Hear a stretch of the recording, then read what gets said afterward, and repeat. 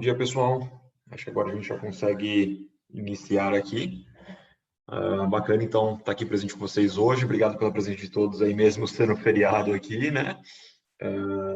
Então, hoje a ideia desse webinar nosso aqui é apresentar para vocês um pouquinho da IU. Nós estamos hoje em parceria com a Rapid7, até um novo fabricante que a gente incorporou no nosso portfólio recentemente. E aí, juntos, a gente vai estar falando um pouquinho do cenário de home office, de ataques avançados e como a gente pode ajudar vocês a monitorar esse cenário que a gente vem vivendo hoje, que para alguns vai virar realidade todo dia, né? Então, deixa eu começar aqui um pouquinho, daqui a pouco vou passar para o Leandro, vou apresentar o Leandro para vocês, ele é o SE da Rapid7, ele vai mostrar para vocês um pouco da ferramenta, fazer praticamente uma live demo para vocês, tá? Para quem não me conhece, sou o Rafael Damasceno, eu faço parte do time da IU como pré-vendas de segurança, tá? A IU é uma empresa de segurança que está sediada aqui em São Paulo, para quem não conhece, né? A gente tem mais de 18 tecnologias diferentes, certificados em todas elas, tá? A gente trabalha com multitecnologia, então desde segurança, parte de infraestrutura, cloud, tudo mais, tá? A gente tem clientes espalhados pelo país inteiro, tá? A gente conta com um atendimento, né, uma infraestrutura de trabalho 24/7, então a gente tem um NOC, a gente tem um SOC, que a gente consegue atender nossos clientes, né, 24/7, tá? Em todos os segmentos, tanto infra como segurança, tá? E a gente está especializado em todos os segmentos de tecnologia do mercado, tá? Então a ideia desse webinar hoje é comentar, até o título do webinar é um pouco chamativo, né?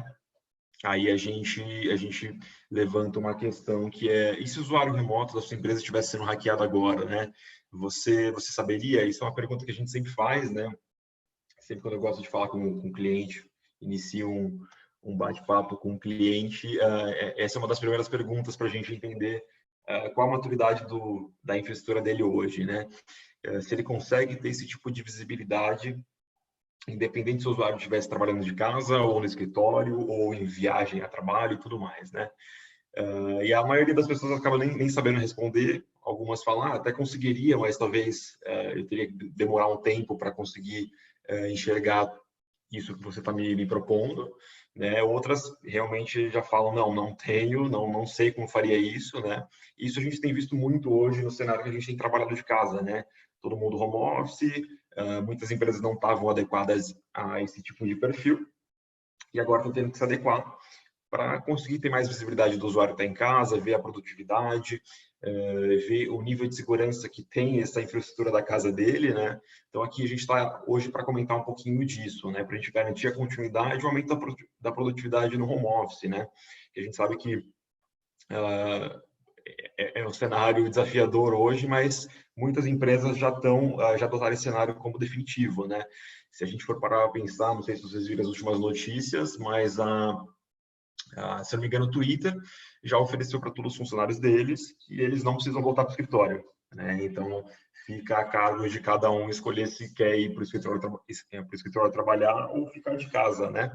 Então, já é um cenário que já está virando comum, né? Até um cliente nosso também comentou na semana passada, ou retrasada, que o presidente da empresa liberou para todo mundo que provavelmente 90% do escritório não vai voltar para o escritório, né? Vai todo mundo continuar trabalhando de casa.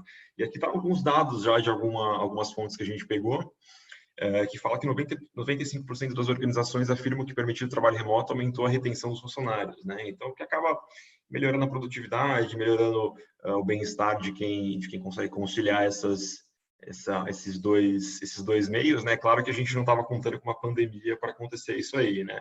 Mas, e a gente também vê o outro lado, que 85% dos funcionários dizem que atingem a produtividade máxima quando trabalham remotamente. Então, isso é bom, pensando no lado financeiro e econômico da empresa, para a gente poder trazer retorno mais rápido, agregar um valor melhor para o cliente que a gente oferece, né?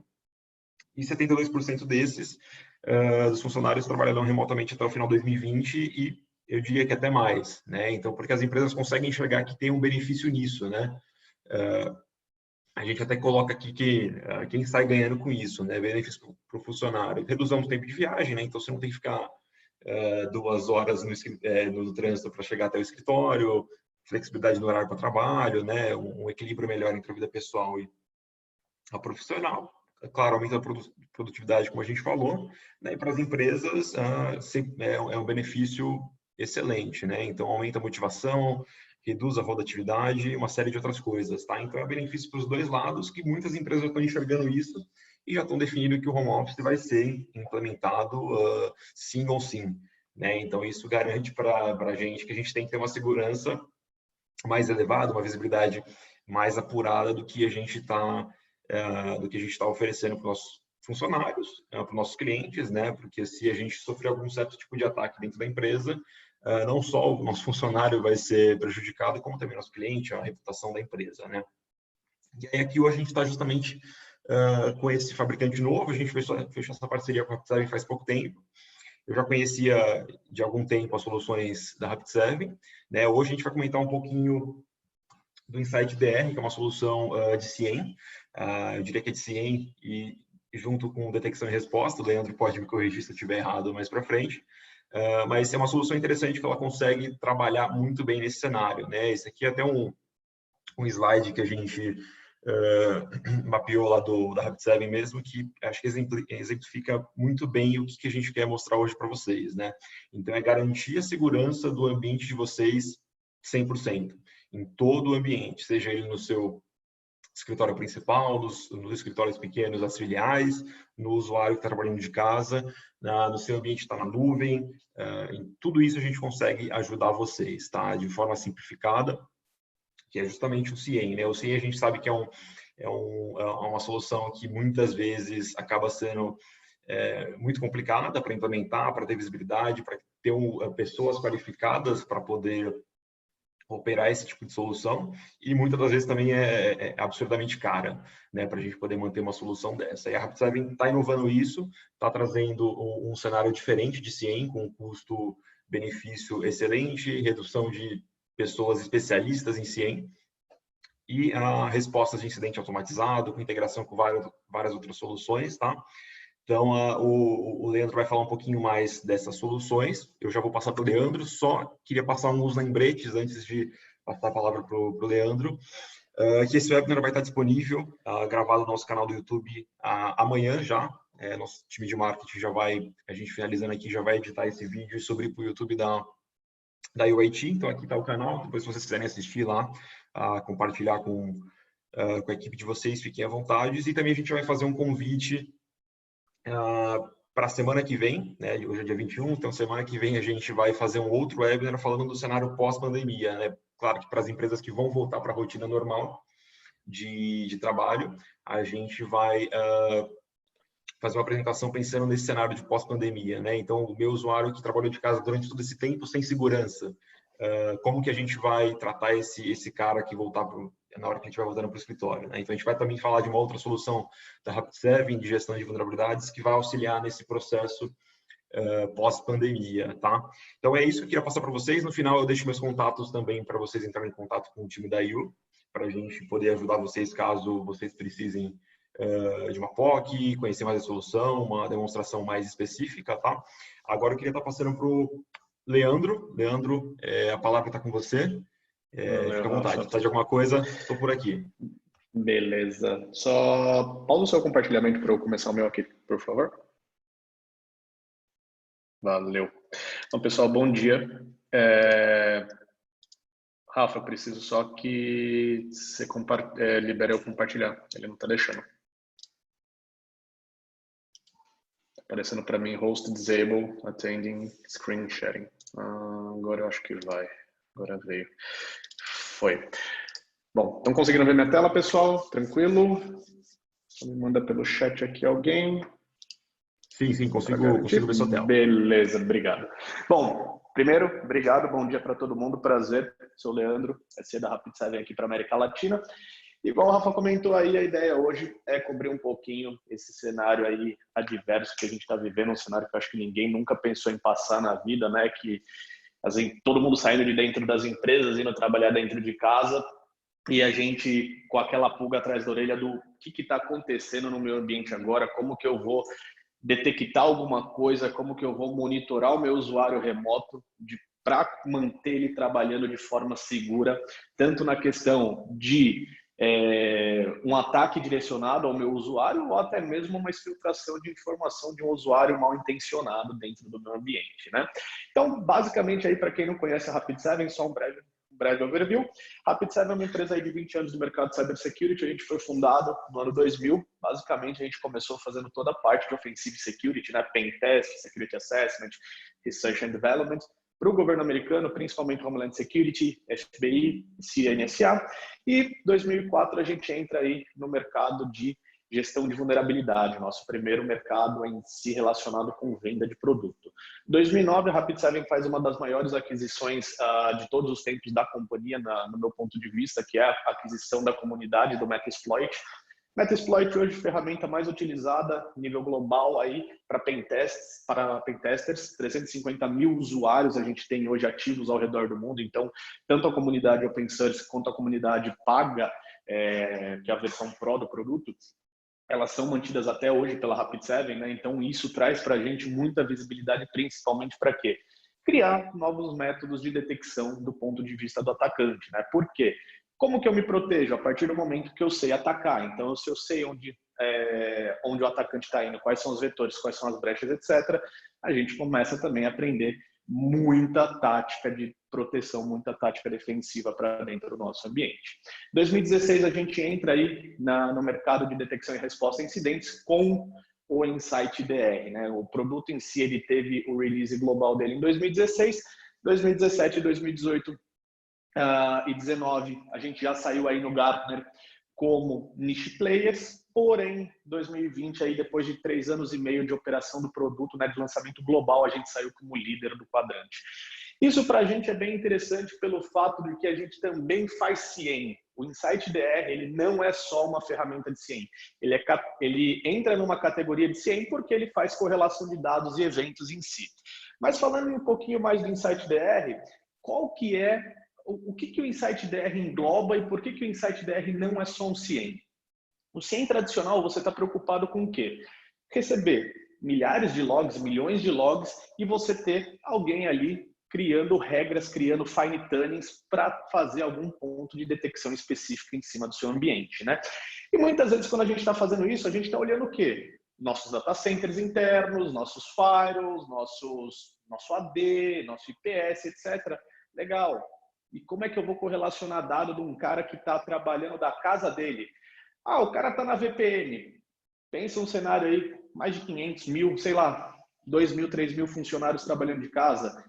Vai começar a entupir VPN para tudo quanto é lado se a gente começar a puxar log dessas máquinas que está lá, né? Então, hoje a gente está vivendo um cenário bem atípico mundialmente falando, e é onde o InsightIDR tem trazido muito benefício para a grande maioria dos nossos clientes, principalmente olhando a questão dos usuários remotos, né?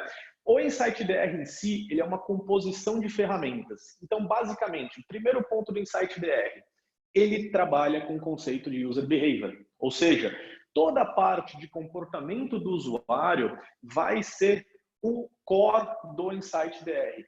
Isso não me interessa se o usuário está dentro, fora, onde ele quer que esteja no seu ambiente. Por quê? O InsightIDR, ele tem a característica do quê? Eu vou instalar ele no seu ambiente, a primeira coisa que ele faz é criar o quê? Um baseline. Para quê? Entender o comportamento do teu ambiente.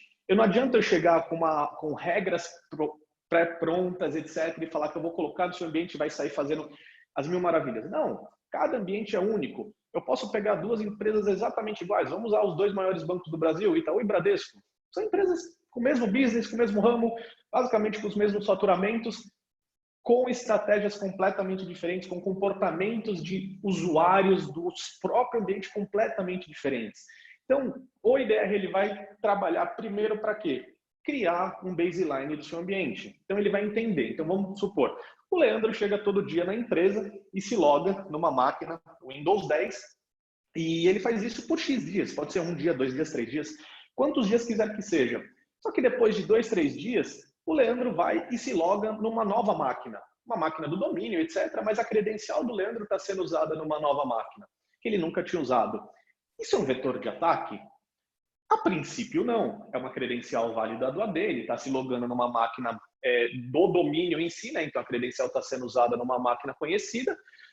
Porém, Por que ele está fazendo isso? Começam a vir as perguntas. E são esses pequenos pontos que o User Behavior vai trazer para a gente dentro da ferramenta para começar a identificar principalmente pontos de detecção em cima das credenciais.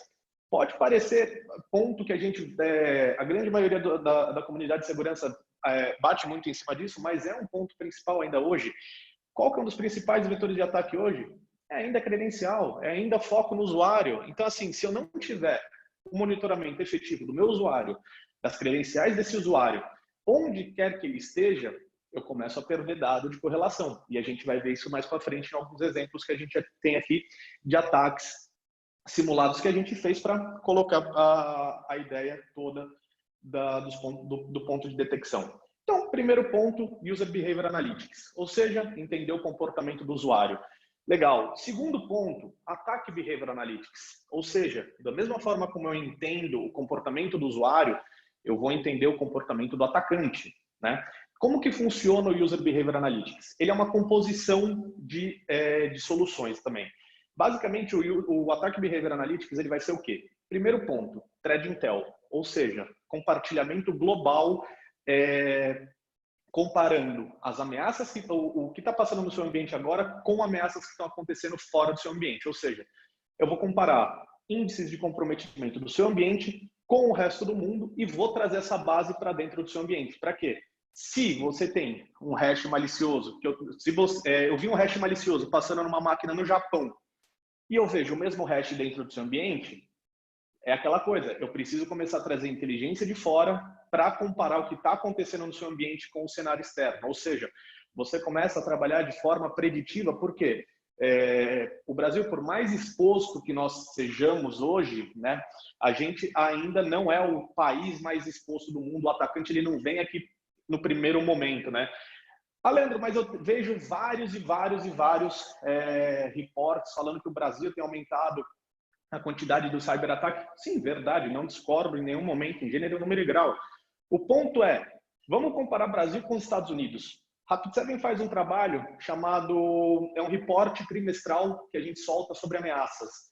Se a gente pegar, por exemplo, quantidade de servidor FTP aberta no Brasil versus os Estados Unidos devem ter aproximadamente 35 vezes mais a quantidade de servidor FTP aberto e vulnerável para o mundo do que o Brasil. 35 vezes mais no número que o Brasil já deve estar na faixa de 1 milhão, está falando de mais de 35 milhões nos Estados Unidos. Então, assim, o foco ainda está lá fora e o foco ainda, a gente pode se precaver, a gente pode tomar medidas preventivas quando trabalha com o conceito de Threat Intel. Se a gente passa um pouquinho para trás aí, 2016, 2017, 2017, se eu não me engano, o WannaCry. O WannaCry, se a gente pegar a ameaça em si, teve um reporte bem legal, que foi um reporte que a Bolsa da Espanha soltou, que basicamente falava o quê? Olha, eu estou detectando aqui uma nova anomalia, que eu ainda não sei qual o nome do malware, qual é o ransomware que vai impactar isso, não existe um CVE ainda, mas eu estou vendo massivamente hackers, né, atacantes batendo em cima dessa brecha. Até então não existia o WannaCry. Até então era o Eternal Blue, alguma coisa assim, só, básico. O que acontece? 5 dias depois, estoura mundialmente o WannaCry. Qual que é a lógica do todo?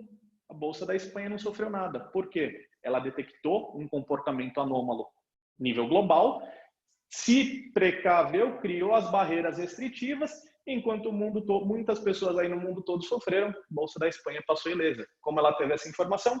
Threat Intel, olhar o mundo e comparar com o que você tem dentro do seu ambiente. É muito importante, né? Então, o Threat Intel vai ser o primeiro pilar aí do Attack Behavior Analytics.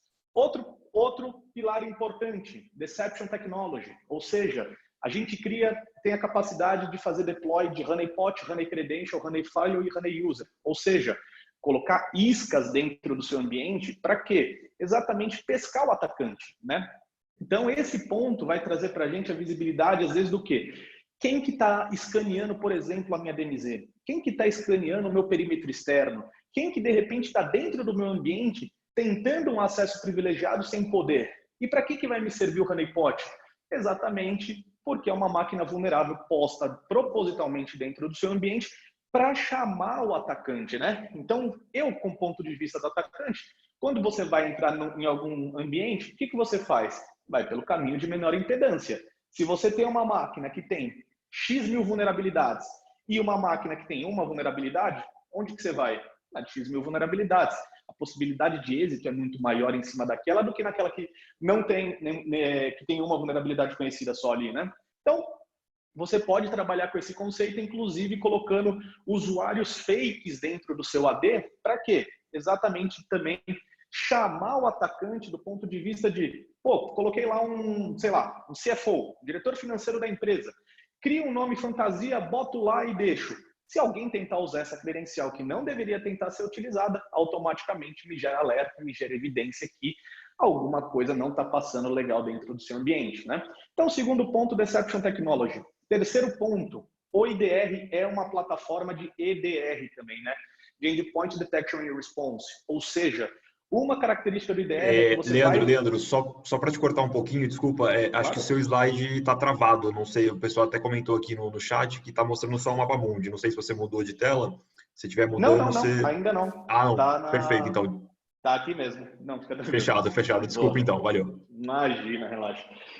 E a parte do EDR, que em si, o Insight DR vai precisar dos agents para trazer informação de dentro da máquina do seu usuário. A gente também vai passar um pouquinho disso mais para frente, mas o uso do agent ele vai ser muito importante para cobrir o seu ambiente, por quê? A gente tem todo mundo trabalhando em casa hoje, como é que eu monitoro usuários remotos, né? Como é que eu monitoro esses usuários ao redor do mundo? Então, uma característica do Insight DR é que o agent dele vai ser capaz de chegar a qualquer máquina que tenha esse agent instalado, seja o Windows, Mac ou Linux, tanto desktop quanto servidores.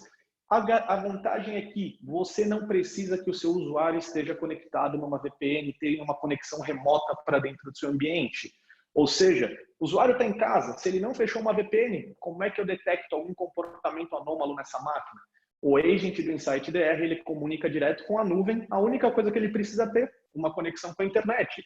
Pode ser um 4G, um ADSL, como pode ser uma conexão interna voltando para dentro do seu ambiente, indiferente para a gente, né? Terceiro ponto do Insight DR, toda a parte de visibilidade de tráfego de rede. A gente também vai cobrir alguns exemplos disso, porque é importante eu monitorar o quê? Comunicações que estão vindo para dentro do meu ambiente também. Ah, mas o Firewall já faz isso. Sim, o Firewall já faz isso. Porém, como é que eu contextualizo esses logs? Como é que eu analiso de maneira mais efetiva, de maneira mais intrusiva dentro do pacote até, para garantir que esse pacote não está me trazendo nenhuma anomalia, né? Então, tem toda a questão dos network sensors que a gente pode fazer o deploy dentro do ambiente de vocês também e trazer a informação para correlacionar desde um device tradicional, um AD, um DHCP, uma máquina, com os flows de rede para fazer essa correlação de dados. E o último ponto é efetivamente a parte de automação. Por quê? Como? Legal, eu posso detectar. Posso responder automaticamente para barrar no dia zero, ali no momento zero, a brecha? Posso.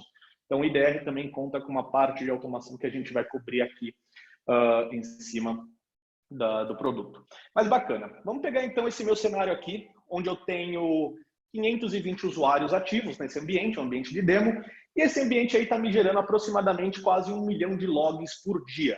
Se a gente parar para pensar, gente, 1 milhão de logs por dia é uma quantidade tanto quanto absurda de eventos. Tudo bem, ela pode ser bem pequena ainda. Pode ser 1 milhão, 2 milhões, 10 milhões, 1 bilhão de eventos. Como é que eu olho 1 milhão de eventos e como é que eu sei o que é importante para mim, né? Então aqui vai acontecer o primeiro filtro do Insight DR. Esse primeiro filtro é basicamente aquilo que eu comentei com vocês em cima do User Behavior. O IDR, quando você instala ele, primeira coisa, criou um baseline. Legal. Esse baseline, ele está olhando o meu log bruto. Legal. 1 milhão de eventos. Só que aqui eu tenho um conceito chamado Notable Behaviors, onde eu tenho 1.260 comportamentos notáveis agora dentro do meu ambiente. O que é o Notable Behavior? Um comportamento que teve um desvio do conhecido, um desvio do padrão que ele conheceu, né? Então, pode ser o Leandro se logando numa nova máquina, um usuário que se logou a partir de uma nova localidade, que se logou a partir de um novo país, o ingresso de uma nova credencial de serviço dentro do seu ambiente, a criação de uma nova conta dentro do seu ambiente, né? Então, mas por que é importante eu monitorar a criação de conta dentro do ambiente, Leandro? Qual que é a primeira coisa que o atacante faz quando ele ganha acesso? Persistência do acesso. Ele quer o quê? Se manter conectado de alguma forma dentro do seu ambiente. Seja por uma nova credencial que ele cria, por um command control que ele deixa lá, por uma porta que ele deixa aberta, algum caminho ele vai querer manter acesso dentro daquele ambiente, se ele vê valor naquele ambiente, né? Então são esses pequenos pontos que vão me ajudar a detectar previamente um ataque, tá? Então, o comportamento notável, o notable behavior em si, ele não é um problema ainda. Ele é uma evidência que alguma coisa está saindo do controle do seu ambiente. Alguma coisa está fora do normal. Esse fora do normal pode ser ok, como esse fora do normal pode começar a trazer para você indícios de que alguma coisa vai acontecer, né? Então, se você vê, por exemplo, uma nova criação de uma conta, e aí essa conta já se torna admin, já vira uma conta de serviço, começa a tentar se autenticar em várias máquinas, é um comportamento normal do meu ambiente? Aí é aquela pergunta para dentro que a gente tem que fazer para a gente, porque só os administradores de cada ambiente conhecem como funciona o seu ambiente. Por exemplo, outro dia eu peguei um ambiente que o cara tinha uma conta de serviço no LDAP, que toda madrugada tentava se conectar em todas as estações. Por quê? Ele tem a razão dele. Ok. Porém, isso me gera uma massa de dados que às vezes não é interessante, mas é um comportamento ok para o ambiente dele. Para outros ambientes, não vai ser um comportamento ok, né? Então, o notable behavior em si, ele vai começar a me trazer a dinâmica exatamente do quê? Vamos supor que uma nova conta habilitada, uma nova tentativa de ingresso de um país desconhecido. Isso vão ser fatores que podem me trazer uma visibilidade futura de um problema que pode vir a acontecer dentro do meu ambiente, né? Então, o notable behavior ainda para a gente não é onde a gente tem que se preocupar. Onde em si a gente tem que se preocupar dentro do InsightDR? Nos alertas.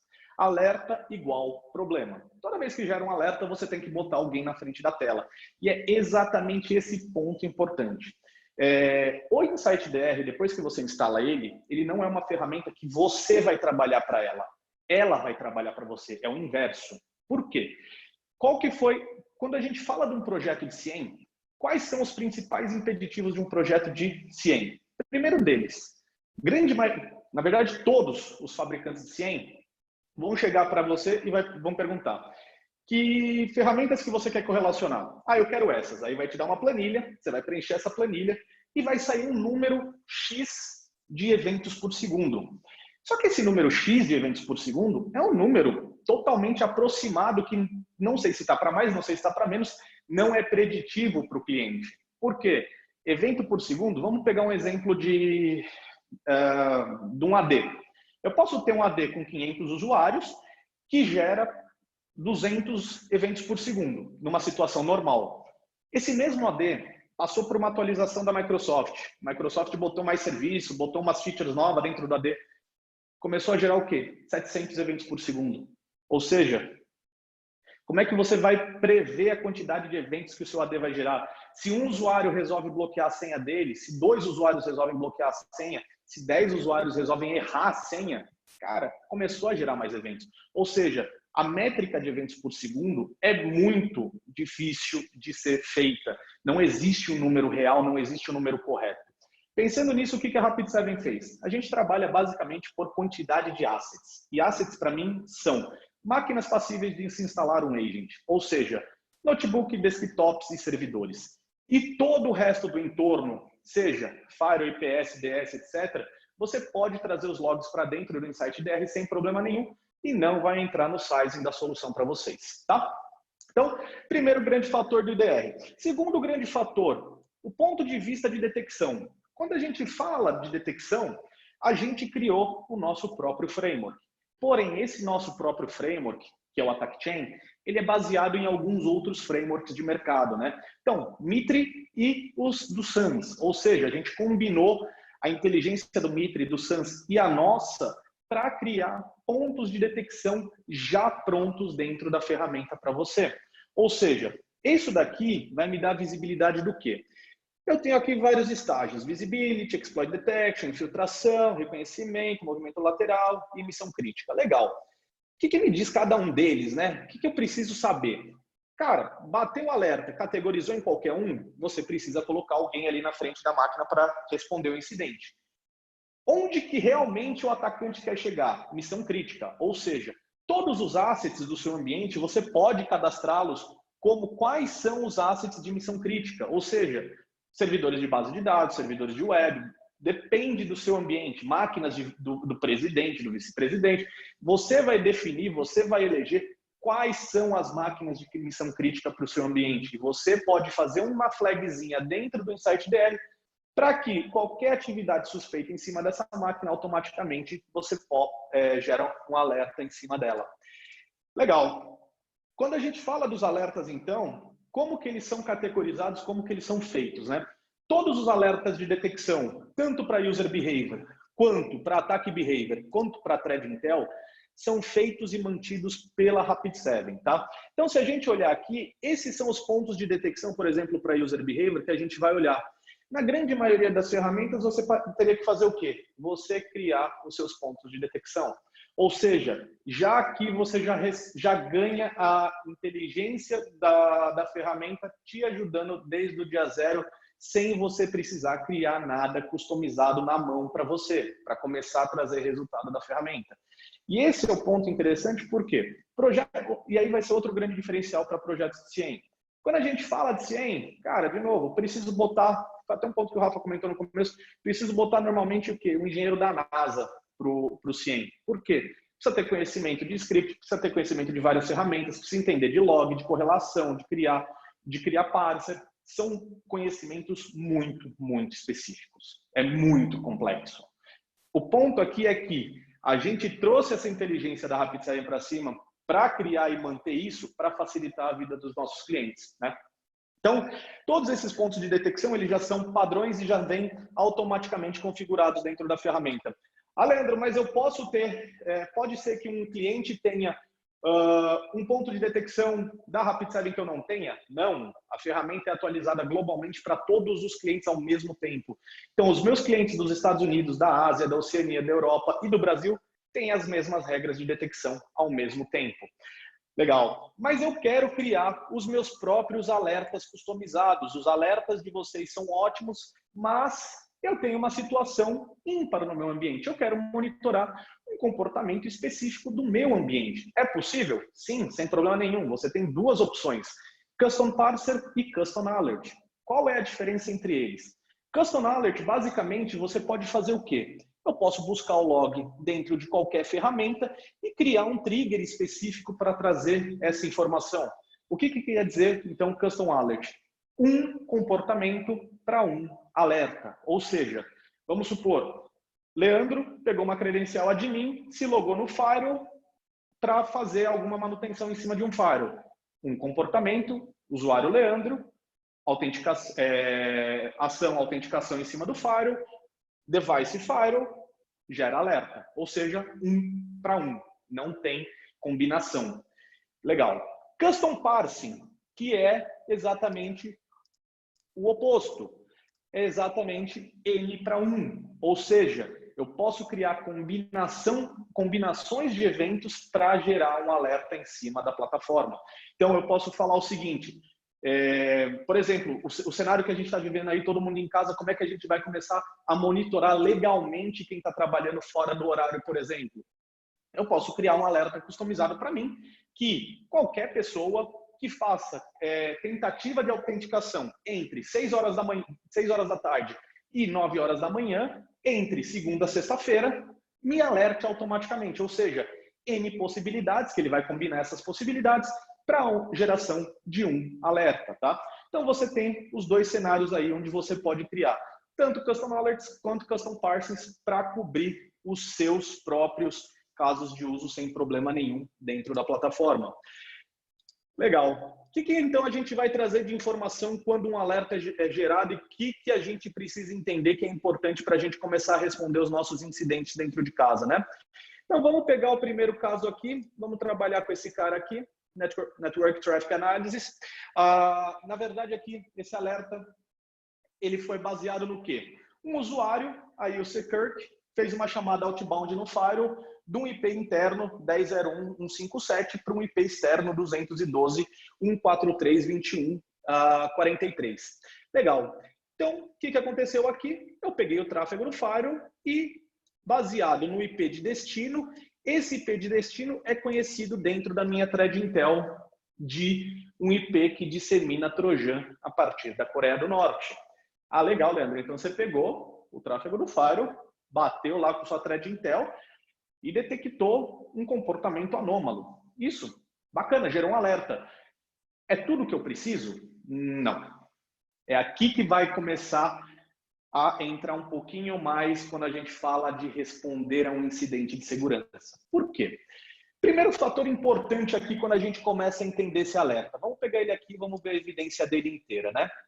Se a gente pegar o log do firewall, o que eu tenho no log do firewall? Eu tenho o IP, né? Origem 10.01.157, fazendo uma chamada outbound para o IP externo 212.143.21.43 na porta 80. Legal, que passou pelo meu firewall Boston, lá de Boston, um Cisco ASA, provavelmente pela nomenclatura. Bacana. Esse IP externo, 212 alguma coisa, ele foi visto na minha thread Intel. Legal. Então ele está aqui marcado na minha thread Intel como um IP malicioso e eu dei um match nele.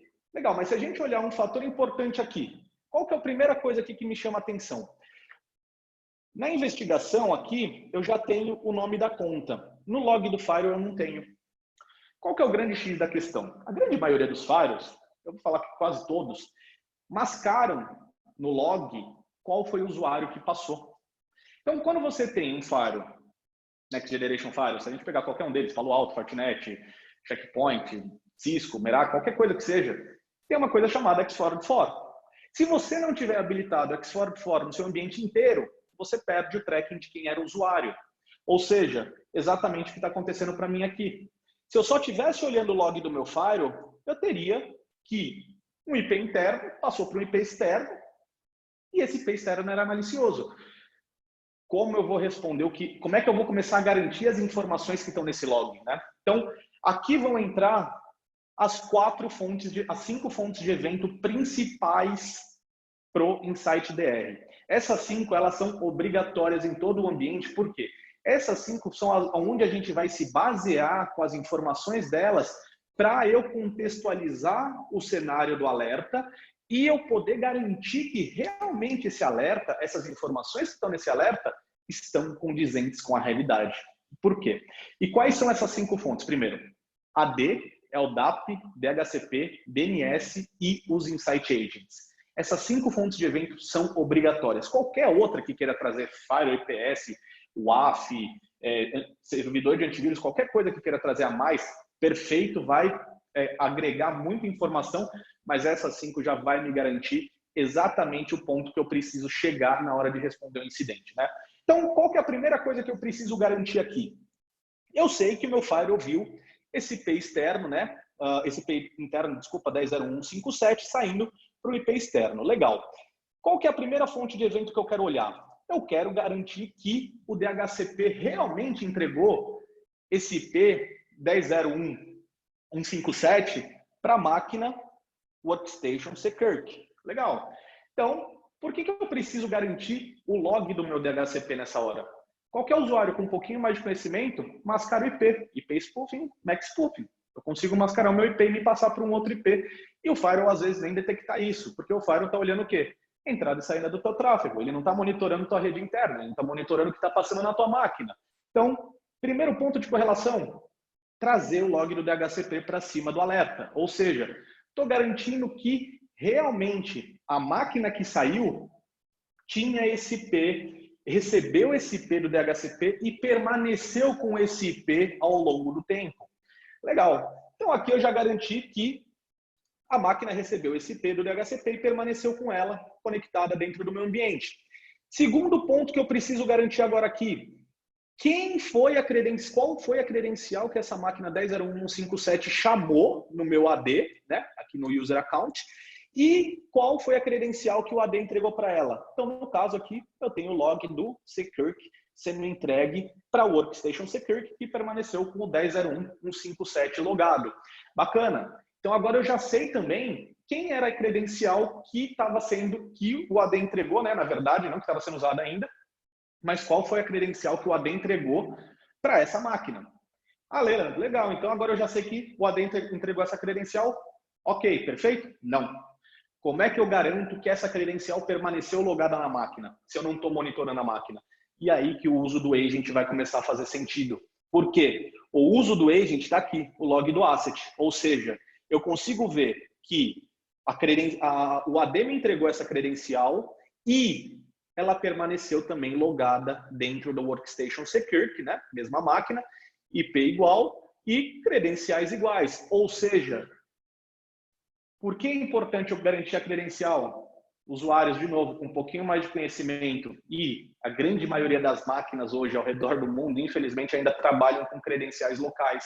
O usuário com um pouquinho mais de conhecimento pode fazer uma impersonificação de usuário bem simples dentro de uma máquina. E se você não tem o log da máquina, é aquele ponto onde você pode ter a quebra da auditoria, a quebra da trilha da resposta a incidentes que você está fazendo, né? Então aqui eu consigo garantir exatamente que realmente onde foi detectado o alerta, perfeito, foi no log do Firewall. Só isso eu já consegui detectar uma anomalia no tráfego da minha rede. Ótimo, perfeito.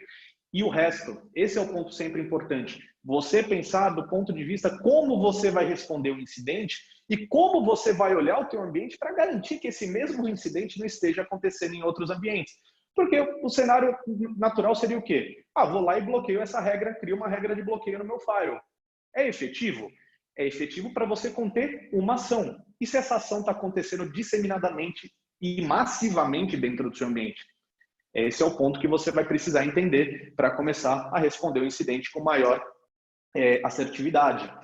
E aí, tendo todas essas informações, é onde a gente começa a responder esse incidente. Posso responder ele de forma manual, trabalhando, criando regra, contendo máquina, desabilitando o usuário, etc. Manualmente, como eu também posso trabalhar de maneira automatizada. No caso aqui, no cenário, a gente já tem um alerta gerado, né? Então aqui é um cenário de pós-morte, já aconteceu, mas eu poderia deixar isso daqui configurado como triggers para acontecerem a partir do momento que o alerta fosse gerado. Então, dentro da plataforma, como ela conta também com a questão de automação, eu posso tomar ações automáticas, né? Eu posso definir o que vai acontecer baseado em algum alerta. Então, de novo, vantagem do agent. Se a gente tem um agent instalado na máquina, eu tenho duas possibilidades de automação. Primeira delas, matar o processo. No caso aqui, não tem um processo sendo malicioso sendo executado na máquina, né? O que está acontecendo é um tráfego no firewall. Eu não detectei nenhuma anomalia de processo na máquina, então não consigo tomar uma ação de matar o processo. Mas existe uma máquina vinculada ao alerta e eu tenho um agente instalado nela. O que eu posso fazer? Quarentenar essa máquina automaticamente. Ou seja, pelo uso do meu agent, eu já poderia simplesmente tirar essa máquina da minha infraestrutura para conter ali aquela comunicação maliciosa e possivelmente não propagar uma ameaça para dentro do meu ambiente, né? Então, primeira grande razão aí também na questão de automação pro agent. Legal, só é isso? Não. Poderia também, por exemplo, conter o usuário no meu AD automaticamente. Então, no caso aqui, como eu tenho a credencial Security vinculada ao alerta, eu já poderia simplesmente desabilitar esse usuário para proteger a minha credencial automaticamente. Qual que é o legal? Isso daqui é indiferente se o usuário está dentro ou se está fora do seu ambiente. Essa detecção eu consigo fazer tanto para o usuário interno quanto para o usuário externo e tomar as mesmas medidas de contenção automática, o usuário estando dentro do meu ambiente ou estando fora do meu ambiente automaticamente, né? Então, você já pode trabalhar com esse conceito de automação para quê? Conter uma ameaça no dia zero. Legal. Então, aqui a gente passou um exemplo exato de combinação, de correlação de vários eventos, mas vamos olhar também um conceito um pouquinho diferente. Aqui eu tenho a detecção em cima das regras de ataque behavior para alguém executou um Mimikatz em cima da minha máquina. Então, legal. Aqui esse ponto de detecção, ele não é uma combinação, ele não existe correlação. Ele é uma detecção única, feita por quem? Pelo agent. E é isso que o agent vai trazer de benefício para vocês. Como é que eu detecto anomalias em cima da máquina, tentativas de brute force local, tentativa de brute force em contas que estão localmente na máquina, hashes maliciosos, serviços maliciosos sendo executados na máquina, se o meu usuário está fora do meu ambiente. E como é que eu trago essa informação para dentro do CIEM para isso contextualizar com todo o que está acontecendo dentro do meu ambiente, né? Então, o agent aí vai trazer bastante informação para vocês. De novo, esse alerta em si foi gerado basicamente trazendo um serviço executado, uma tentativa de serviço executado dentro da máquina, que é uma tentativa de um serviço anômalo malicioso. Já tenho todo o dump do log aqui embaixo e eu garanto que é um Mimikatz rodando porque ele já deu match com uma regra de IOC do meu attack behavior. Legal. Nesse caso, eu tenho o agent instalado na máquina, não fiz nenhuma combinação de eventos, não fiz nenhuma correlação, porém, agora sim eu tenho um processo sendo executado na máquina. O que eu posso fazer? Matar esse processo automaticamente. Ou seja, já detectar o incidente, já matar o processo, é o que vai garantir a tua segurança mais rápida, é o que vai garantir que você barre o incidente ali no momento que ele é detectado. E não que você precise sair fazendo várias outras etapas, acessando outras ferramentas para conter esse incidente. O grande problema hoje dos incidentes de segurança não claro, a detecção já é um grande problema. A gente tem um estudo global feito pela Verizon que hoje uma empresa vai detectar um incidente de segurança 103 dias depois que o incidente começou, né? Que a brecha começou 103 dias depois. Para conter o incidente, chega a quase 270 dias. Isso é um número global. Mas é bem assustador se a gente parar para pensar que eu demoro 100 dias para chegar num ponto de detecção. E quase o dobro para responder efetivamente todo esse incidente, né? Então aqui você já vai poder conter os incidentes e já vai poder trabalhar na resposta bem mais rápido. E aí, deixa eu ver se eu tenho algum aqui. Custom Alert. Esse aqui. Basicamente, um alerta customizado. Esse em si eu criei na mão, ou seja, baseado no meu requisito. E o meu requisito para esse alerta, o que era? Detectar conexões RDP para o meu ambiente. Ou seja, todo mundo está trabalhando em casa. Eu tenho que começar a liberar o quê? Conexão remota, VPN, RDP, etc. E isso vai me trazer o quê? Querendo ou não, me traz brechas específicas, né? Principalmente tráfegos que podem estar vindo de maneira mascarada para dentro do meu ambiente e de forma ali, vamos chamar sorrateira, passar despercebido pelos meus logs. Por quê? Vamos olhar esse cenário específico aqui de Custom Alert. Eu tenho exatamente a captura do pacote, né? Então, o Network Sensor, que faz parte do InsightDR, ele vai capturar os pacotes que estão vindo para a minha rede. Eu posso apontar ou o meu switch core interno, ou as conexões entrantes, conexões de saídas. Você aponta exatamente aquilo que você quer. É quase como um spam port, você pode trabalhar com TAP de rede, etc. Vai me fazer um mirror do tráfego, esse tráfego vai chegar para mim, eu vou começar a ler esses pacotes, né? Então, se a gente parar para olhar esse cenário desse alerta, ele vai ser curioso por quê? O que eu tenho aqui? Timestamp, direction, ou seja, tá de entrada, de onde está vindo, né? Porta de origem, destination, né? Então eu já sei aqui Virgil Mallory. Basicamente, eu já sei que esse usuário faz parte do meu AD porque ele me mostra o campo user, né? Então é um usuário válido no meu AD, como ele traz esse campo dentro do pacote. E ele está tentando se autenticar via RDP no meu ambiente. Legal. Então eu tenho aqui conexão protocolo RDP, TCP, tudo mais. Só que o que me chama a atenção aqui? Isso aqui. Já o IP Location. Se a gente parar para pensar, esse usuário é válido no meu AD. É uma conexão entrante RDP que eu estou liberando que as pessoas se conectem. Mas esse tráfego está vindo da Rússia. Eu tenho usuário na Rússia? Não. Eu tenho usuários no Brasil. Tenho usuários na América Latina. Por que tem um tráfego vindo da Rússia para dentro do meu ambiente, usando uma credencial válida do meu ambiente?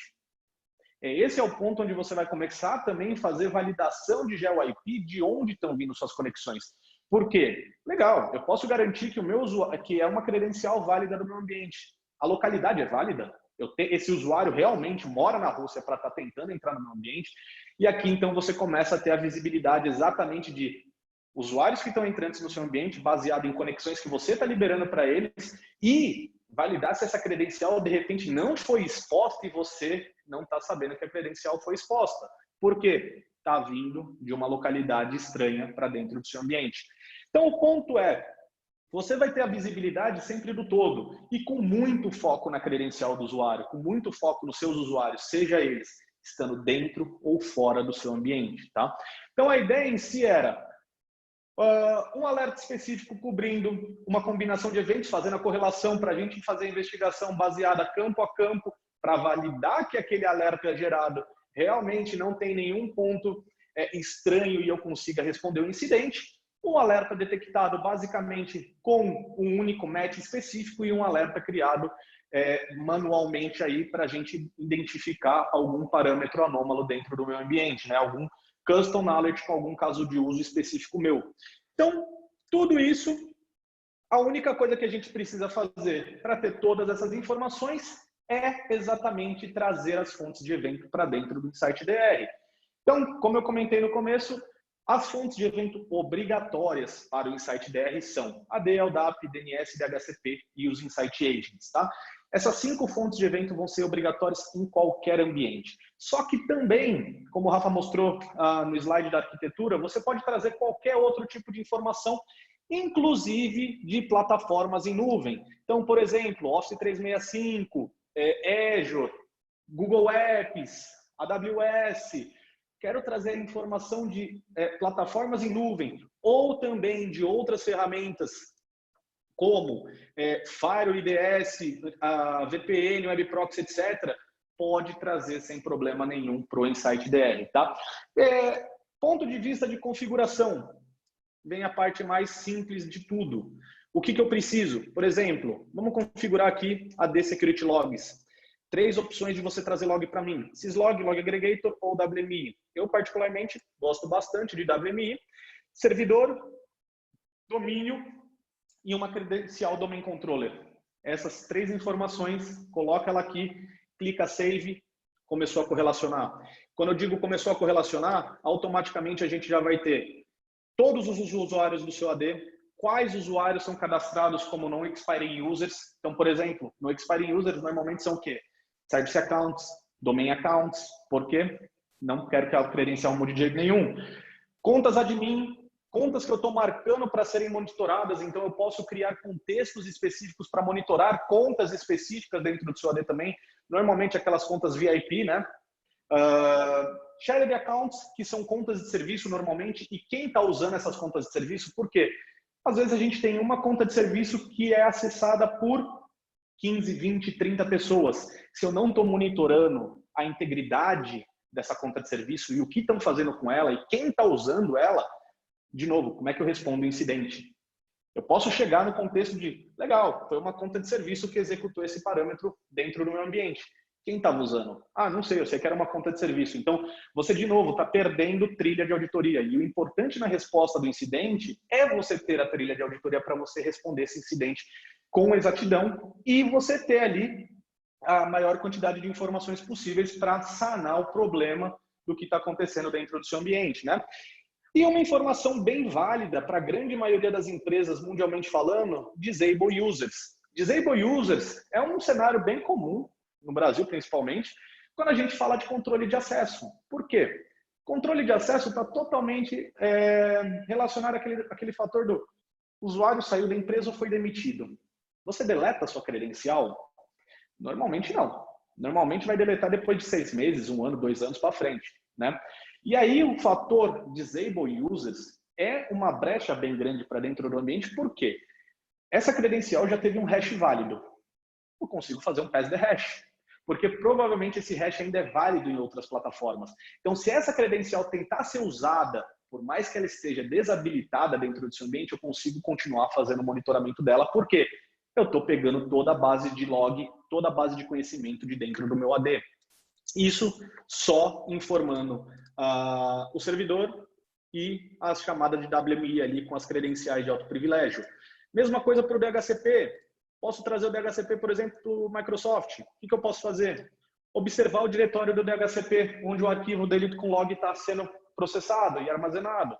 Então, Coloquei o arquivo, coloquei o caminho do arquivo, determino o intervalo de scan, clique Save, começou a correlacionar.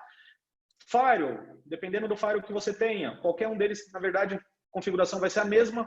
Vamos supor Fortinet, exporta syslog, porta 1000, por exemplo, qualquer porta acima de 1000, clique Save, começou a correlacionar. Então, o ponto é, os conectores já estão prontos. Os pontos de detecção, que são os alertas, já estão prontos. A única coisa que eu preciso fazer é trazer a informação e deixar que o InsightDR comece a trabalhar, entender o comportamento do seu ambiente e você começar a trabalhar nas informações que ele está trazendo para cima de você, sem a necessidade de você ficar tendo que gerar custom parsing, tendo que gerar conectores customizados, tendo que criar regras de detecção. Então, os conectores prontos e as regras prontas vão trazer para todos os nossos clientes a facilidade de poder trabalhar com a ferramenta desde o dia zero, já trazendo informação muito útil desde o primeiro momento para vocês. Bom, pessoal, a ideia era passar um pouco sobre o InsightDR. Eu vou deixar em aberto aí os últimos minutos para perguntas e respostas. Quem tiver qualquer dúvida em si, pode mandar tanto pelo chat quanto pelo Q&A. Mas é isso. Queria agradecer aí a participação de todo mundo e qualquer dúvida que vocês tenham, eu estou à disposição. Fechado, fechado. Obrigado, Leandro. Obrigado pelo seu tempo aí apresentar. Imagina. Pessoal, se vocês tiverem dúvida, vai mandando no chat aí. Eu vou também deixar, só compartilhar minha tela aqui. Se conseguir passar de novo para mim, Leandro. Só um minuto. Beleza. Pronto. Aí você passa para mim o host também.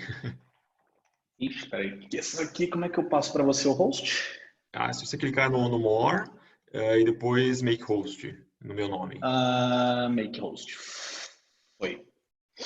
Beleza, que aí eu consigo dar um share aqui. Beleza, aí só para passar aqui para deixar meu contato, caso vocês queiram marcar alguma demonstração, alguma call mais específica, ou falar com o nosso comercial para conhecer mais propostas e tudo mais, tá? Aqui está o meu contato, meu celular, meu telefone, meu e-mail. Fiquem à vontade para mandar mensagem, tirar dúvida e perguntas que o Robson Borges perguntou. Vamos lá. Ele tem cerca de 300 computadores, notebook na rede, celulares e tablets também contam? Não, basicamente só máquinas passíveis da instalação de um agent, Robson. Então vai ser só literalmente os computadores e notebooks da rede, tá? Tablets e celulares não. Se você conectar eles via Wi-Fi, nos APs, alguma coisa assim, ou por VPN ou algum outro tipo de serviço, eu consigo pegar os logs dele. Mas em si, a gente não faz o monitoramento do celular físico, tá? Beleza, legal. Acho que essa era a resposta. Então, a gente monitora praticamente tudo que é device físico, né? Físico, virtual também, menos parte de celulares e tablet, né? Legal. O Robson Borges também perguntou, eles conectam via VPN SSL no FortiGate? Não, beleza. Se forem os celulares conectando, tablets conectando via VPN SSL no FortiGate, eu consigo pegar o log do FortiGate e consigo te trazer toda essa a visão de autenticação dos usuários que estão usando os smartphones, os tablets, etc. Perfeito.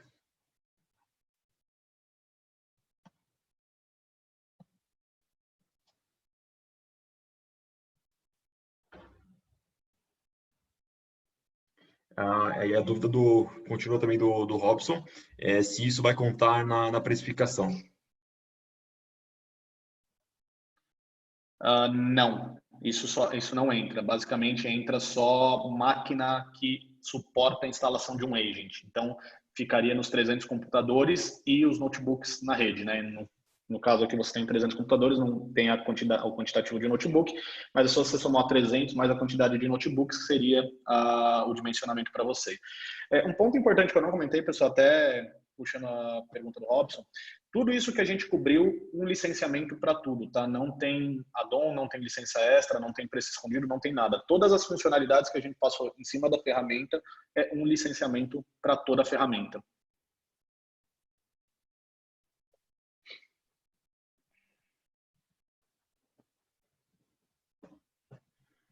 Perfeito. Até comentando dessa parte de licenciamento, né, a parte comercial da Rapid7 acaba sendo muito mais vantajosa por conta de a precificação não ser por eventos por segundo, né? Como é por device, isso acaba reduzindo bastante o custo, né? Então acaba sendo um grande diferencial aí dos concorrentes.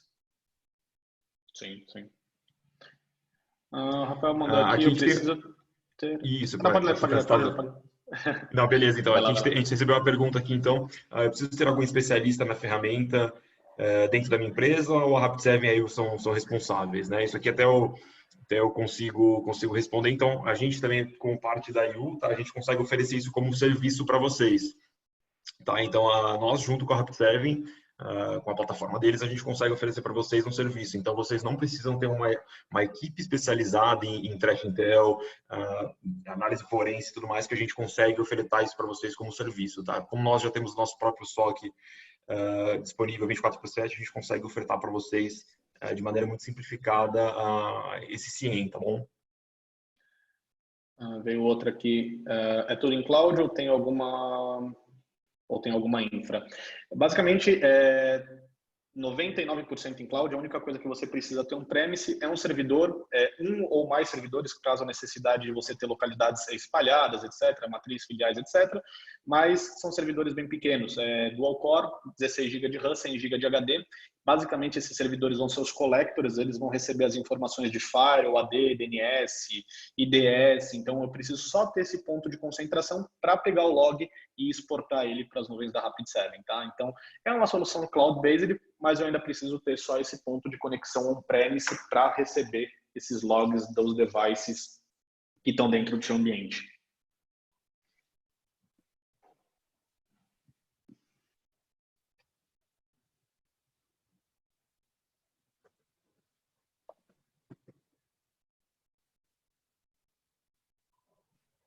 Aí outra pergunta aqui também é Windows Server ou uma VM Linux? Você pode colocar em qualquer... A única coisa que eu preciso é ter um servidor com o sistema operacional, tanto Windows quanto Linux. Pode escolher entre desde CentOS até Ubuntu, aí, Red Hat, SUSE, etc. Tem diversos sabores de Linux. A única coisa que eu preciso é ter o SO instalado e você fazer a instalação do collector em cima do SO. Não é um virtual appliance.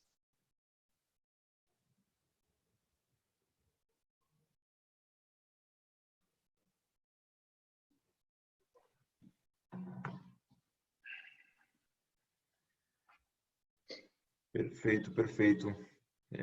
Pessoal, se tiver mais alguma dúvida, fique à vontade para mandar aí. Caso vocês tenham alguma dúvida após também o webinar aqui, fiquem à vontade para entrar em contato comigo, tá? A gente vai conversando, pode mandar mensagem no WhatsApp também, se preferirem. Se tiver alguma dúvida querendo saber mais da ferramenta, uma apresentação mais técnica do que hoje, pode falar com a gente, tá? Quiser conhecer um pouquinho mais para a POC, também a gente consegue ajudar vocês. Eu acho que é isso, pessoal. Então, se tiverem alguma dúvida, vai mandando para a gente por WhatsApp, e-mail, que a gente vai respondendo assim que possível, tá? Então, novamente, lembrando, esse webinar vai ficar disponível no YouTube da UIT. Então, a gente finalizando aqui, a gente vai disponibilizar esse webinar lá para vocês assistirem, compartilharem com a sua equipe e tudo mais, tá? E na próxima semana também, dia 28, a gente vai ter um novo webinar. Vocês vão receber invite, vou encaminhar invite para vocês desse webinar, que a gente vai falar também desse retorno de pós-pandemia e em algumas soluções que a gente pode ajudar vocês nesse retorno. Beleza, pessoal? Então, agradeço novamente o Leandro aí, pelo tempo de vocês, da Rapid7. Prazer. Obrigado a todo o time da IU também. E, novamente, obrigado pela presença de todo mundo aí que pôde participar hoje nesse feriado doido que a gente está tendo aqui na pandemia. Beleza, gente? Obrigado novamente. Valeu, pessoal. Obrigado a vocês aí. Um abraço. Tchau, tchau, gente.